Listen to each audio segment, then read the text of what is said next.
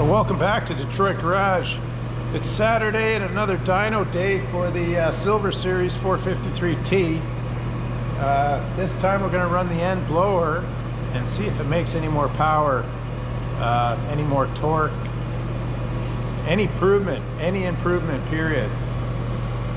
Same turbo, water meth on this run, so we're just going to stick with water meth on. I've done with and without water meth, so it just takes forever to do all these dyno runs and take down the numbers. So we're going to stick with diesel on the first run and water meth. I've got the veg oil again warming up by the stove. I've cut that 10% with gasoline to thin it out. We'll see how the injectors run with the thinned out veg oil. The only other thing that's been changed, that's a new EGT gauge. So that's new. Again, I will label these. My wife's back now and I'll get the labeler out and we'll put the labels on. But yeah, so this gauge is airbox pressure, okay? And that's turbo pressure. So we'll see what the airbox pressure does compared to the T blower. And everything else is the same. And this one over here is drive pressure, okay? So that at the, previously it was about 5 pounds above turbo boost and the same as airbox. So that'll give you a good idea of performance and efficiency of the turbo.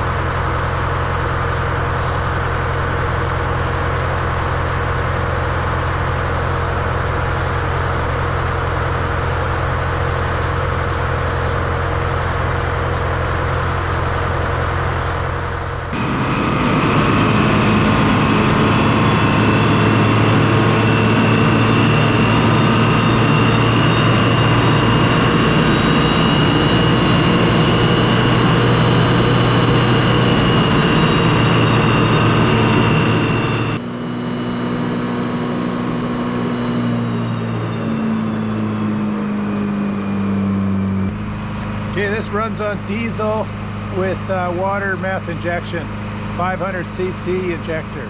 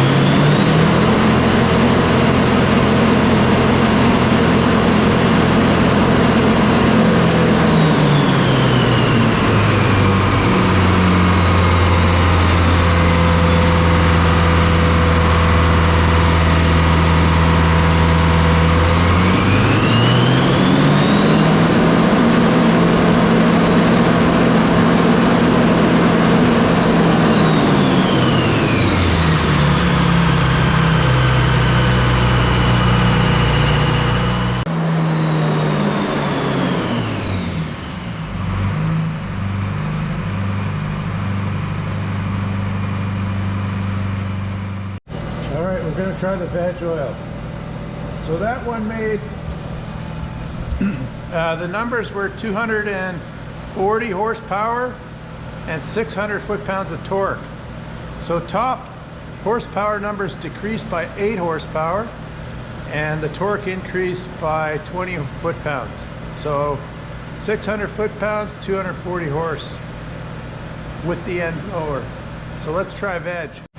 Okay, veg with water meth.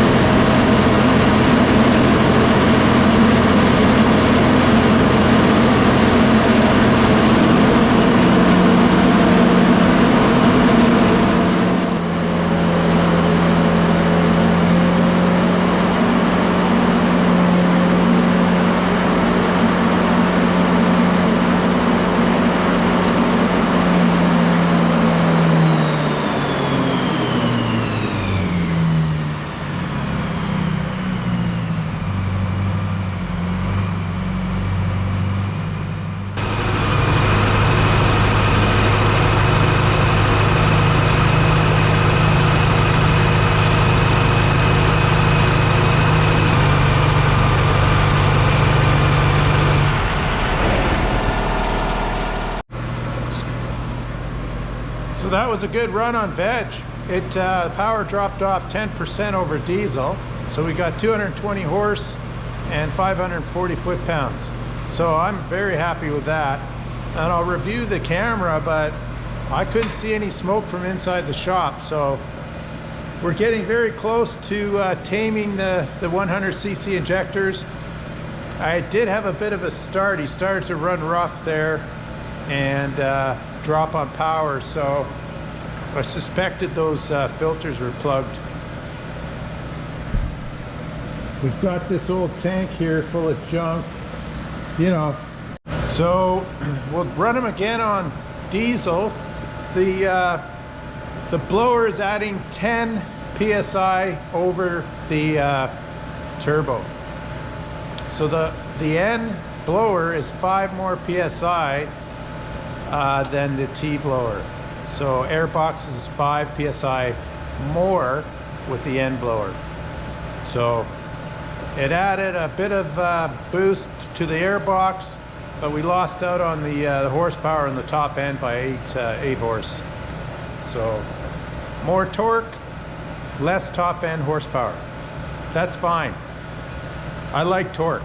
So let's try the 1000cc injectors, shall we? I don't know. Anyway, we're gonna go for it, guys, and see what the water meth does at 1000 cc's. And what I'm gonna do is take this terminal off and just manually run it above 15 psi and see what it does. I don't want to bend a rod or anything in Jimmy, so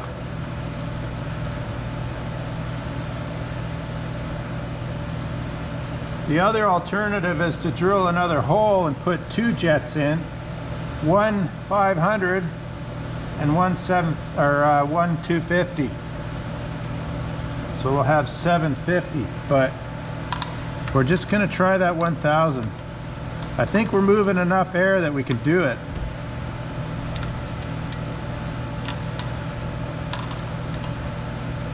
If I had a computerized outfit, I'd have a MAF sensor on this and I'd get the cubic feet per minute that I'm moving through this engine. Right now we're just using the exhaust as an indication if we're running lean enough.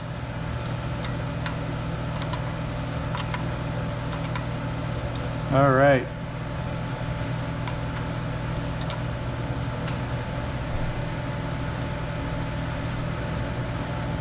Run it for a second. Okay.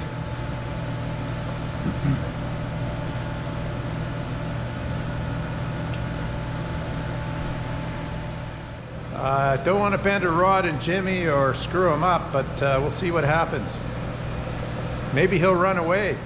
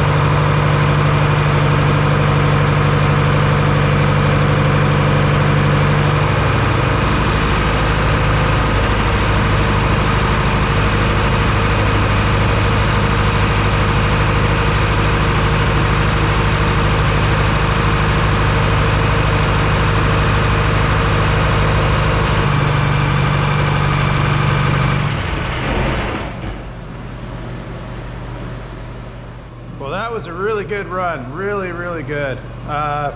We had a bit of an issue with the filters, fuel filters, changed those out. And then he ran perfect the entire dyno run. Put an hour and a half on him. The 1000cc jet added 8 horsepower. No more torque, but just 8 more horsepower.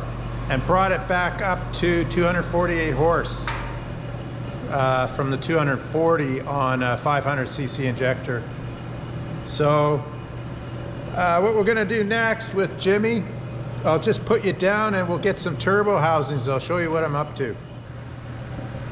So for the total run for an hour and a half,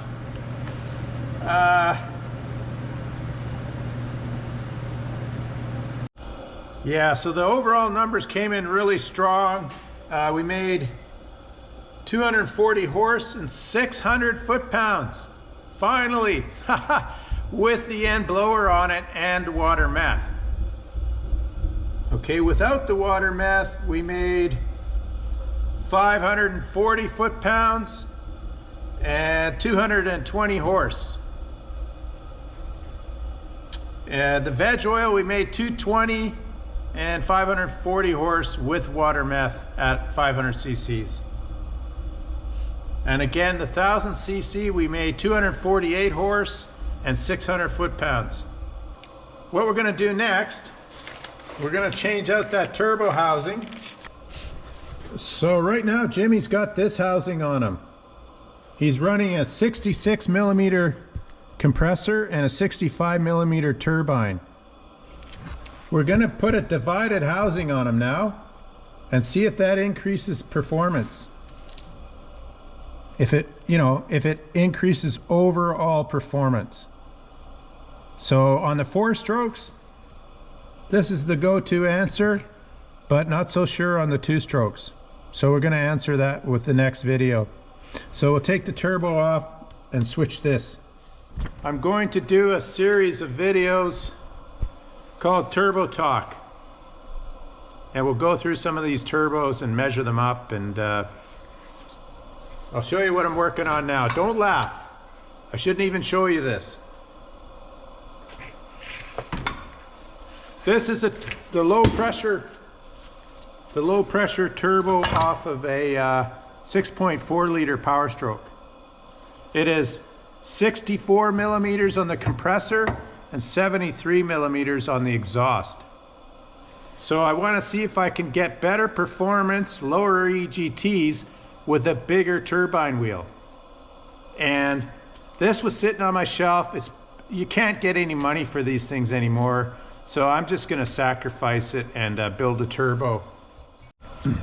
Okay, so the compressor here is 64 millimeters.